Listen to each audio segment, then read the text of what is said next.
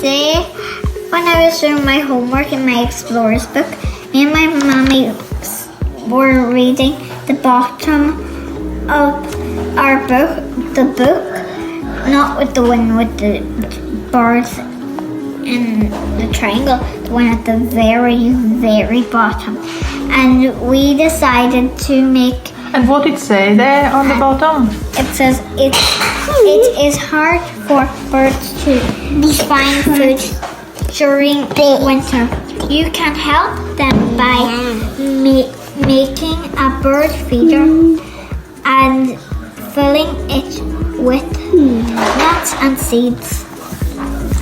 So me and my mommy and my sister are making bird feeders. I'm a big girl. Yeah, but you're my sister. So I'm doing two different bird feeders. One with an apple that I learned from Bridge Ward, and the other one that my mommy had on her phone. So with toilet roll things and peanut butter, seeds, wool, sticks, and apples. Let's start our work and I'll show you how to do it.